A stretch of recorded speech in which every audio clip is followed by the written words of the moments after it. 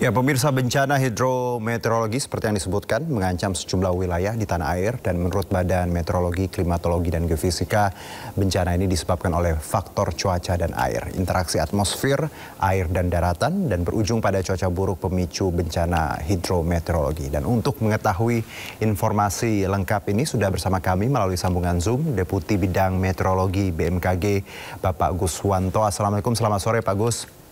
Selamat sore, waalaikumsalam Mas Juno. Ya, baik Pak. Kalau kita lihat tadi sebenarnya sudah ada warning dari BMKG terkait hidrometeorologi. Nah, kalau bicara fase ini Pak, apakah memang kita tahu Oktober ke depan memang musim hujan ya Pak? Ada perbedaan untuk tahun ini Pak?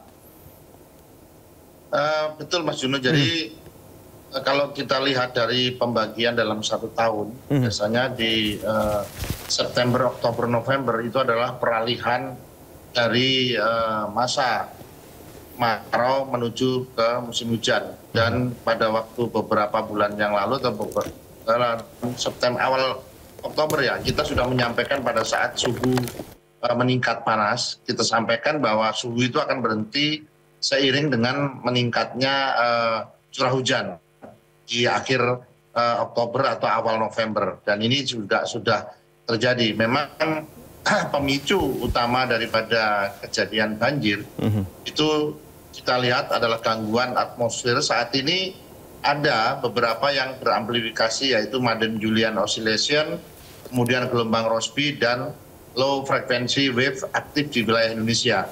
Artinya dari ketiga fenomena atmosfer ini itu menimbulkan untuk terjadinya penumpukan untuk uap air khususnya di wilayah barat. Kemudian kita juga melihat dari analisa streamline itu terjadi belokan dan perlambatan angin. Ini juga menyebabkan terjadinya akumulasi uap air dan pembentukan awan yang secara intensif. Di samping kita juga melihat bahwa BMKG di bulan Agustus sudah memprediksi bahwa musim hujan itu akan masuk sekitar 43% atau sekitar dari zona musim 43% atau 44 lah. Itu sudah menyebabkan lonjakan curah hujan di bulan Oktober menuju November. Dan ini di masa, kenapa kami menyebutnya masih masa pancaroba, walaupun sudah terjadi lonjakan, karena hujan yang terjadi itu masih disertai adanya angin kencang. Dan angin kencang ini menimbulkan beberapa pohon ataupun baliho itu menjadi terdampak, atau pohon roboh dan lain sebagainya. Dan ini memicu genangan air dan beberapa pohon roboh atau tumbang di beberapa jalur jalan. Baik, Pak. Seperti itu. Ya, baik. Jadi memang hujan disertai angin kencang ini tadi potensinya cukup besar ya Pak untuk beberapa hari ke depan. Kalau untuk wilayah sendiri Pak, tadi ada menyebutkan wilayah barat Pak, ini yang memang didominasi seperti itu. Wilayah mana saja Pak spesifik yang mungkin punya kategori yang paling beresiko banjir dan banjir bandang Pak mungkin? Betul Pak Sio, jadi BMKG berdasarkan data dan perakiraan yang kita lakukan analisis secara lebih mendalam, itu kita lihat bahwa DKI Jakarta itu juga rentan yang beresiko, kemudian Jawa Barat, kemudian Jawa Tengah dan Jawa Timur, Banten, ini Semarang ya juga menjadi pusat wilayah utara, karena di sana antara Banten dan Jakarta ini ada potensi yang lain, yaitu banjir rob ya. Ini juga beramplifikasi dengan musim hujannya. Kemudian satu lagi adalah Papua Pegunungan dan Kalimantan Barat. Kalimantan Barat berbatasan karena sudah mulai masuk angin muson Asianya, sudah mulai masuk. Dan ini zona-zona yang saya sebutkan tadi paling beresiko. Baik, kalau potensi lain Pak, penambah mungkin yang memperburuk cuaca ekstrim ini, adakah hal lain Pak, atau siklon atau hal lain dari BMKG? Ya, kalau di kami identifikasi yang paling muncul saat ini tidak terdeteksi adanya bibit siklon ataupun siklon tropis. Namun yang terdeteksi adalah adanya beberapa sirkulasi siklonik. Jadi sirkulasi siklonik itu adalah karena adanya tekanan rendah dari sekitarnya, maka seluruh uap air akan terkumpul ke situ. Nah, sirkulasi siklonik itu dapat kami lihat pada analisis streamline 2 hari belakangan ini, yaitu ada di utara Kalimantan, kemudian ada di sebelah selatan Kalimantan, kemudian ada juga di utara Papua.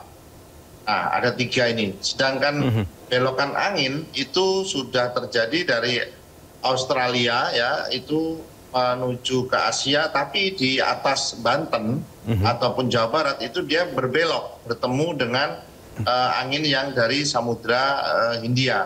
Nah, ini belokan angin ini juga meningkatkan adanya pembentukan awan hujan, Mas Juno. Oke, untuk wilayah yang memang rawan Pak, hampir Pulau Jawa seperti itu, dan juga beberapa tadi Papua dan Kalimantan, rekomendasi untuk masyarakat, pemerintah daerah Pak terkait tadi hujan deras dan angin, apa yang harus dilakukan Pak ketika kita tahu bahwa trennya kan misalnya hujan dari pagi hingga sore Pak? Ya, baik Mas Juno. Jadi rekomendasi atau saran yang kami berikan kepada masyarakat maupun Pemda, yang pertama yaitu kita aktifkan alarm sistem peringatan dini pada diri kita masing-masing. Artinya kita melihat sistem peringatan dini berbasis data yang ada di BMKG dan pantauan radar. Ini bisa dilihat melalui aplikasi info BMKG ataupun juga melalui nocasting.bmkg.go.id. Kemudian kita yang kedua minta menyiapkan jalur evakuasi dan logistik darurat, terutama di zona merah banjir, ya, artinya zona yang rawan banjir atau berisiko tinggi. Kemudian yang ketiga, kita perlu mensosialisasikan informasi cuaca ekstrim melalui media lokal dan digital, termasuk salah satunya yang kita siarkan ini, Mas Juno. Baik. Jadi kami juga berterima kasih bahwa BMKG memberikan peringatan ini, namun media yang harus menginformasikan lebih jauh. Di samping itu, kami juga menggunakan jalur-jalur komunikasi yang lain, misalkan melalui WhatsApp group, kemudian ada melalui perakiraan yang kita siarkan di IG, dan kita juga bisa datang ke kantor BMKG yang ada di seluruh Indonesia.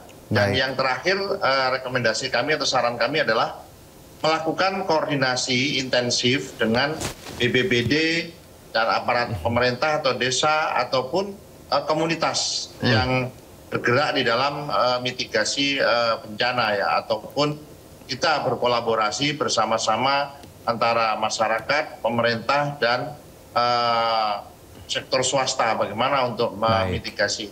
Itu yang bisa kami sampaikan, Mas Juno. Ya Pak, singkat saja Pak, berarti dalam beberapa hari ke depan hujan deras, angin kencang masih akan ada ya Pak ya, untuk beberapa wilayah tadi? Oke.